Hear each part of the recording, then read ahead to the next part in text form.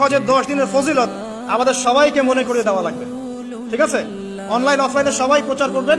এই 10 দিন নেক আমলের জন্য একটা উৎসবের উপহার আল্লাহর পক্ষ থেকে। এই 10টা দিন যেন আমরা আল্লাহর পক্ষ থেকে এই উপহারকে কাজে লাগাই, বেশি বেশি নেক আমল করি, পরকালকে গুছিয়ে নেই।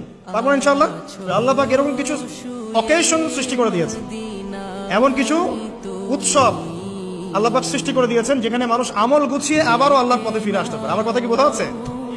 ঠিক এরকমই একটা উৎসব হচ্ছে, একটা অকেশন হচ্ছে আমলের উৎসব, সেটা হলো এই জিলহজ মাসের প্রথম 10 দিন।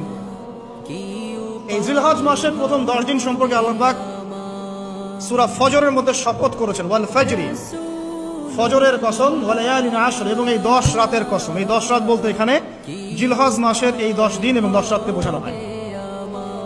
এর ফজিলত সম্পর্কে নবী সাল্লাল্লাহু আলাইহি ওয়াসাল্লাম একটা হাদিসে বলছেন, সহিহ বুখারীর হাদিস, আনাস রাদিয়াল্লাহু আনহু ইবনে আব্বাস রাদিয়াল্লাহু আনহুমা থেকে বর্ণিত, নবী করিম সাল্লাল্লাহু আলাইহি ওয়াসাল্লাম বলেছেন যে মা মিন আইয়ামিন আমালু সালিহু ফীহিন্না আহাব্বু ইলাল্লাহ মিন হাযিহিল আইয়ামিল আশরা। আল্লাহ পাকের কাছে এই 10 দিন অর্থাৎ জিলহজ মাসের প্রথম 10 দিনের নেক আমল যত বেশি প্রিয়, আল্লাহর কাছে জিলহজ মাসের প্রথম 10 দিনের নেক আমল যত বেশি প্রিয়, অন্য কোনো আমল এত বেশি প্রিয় না।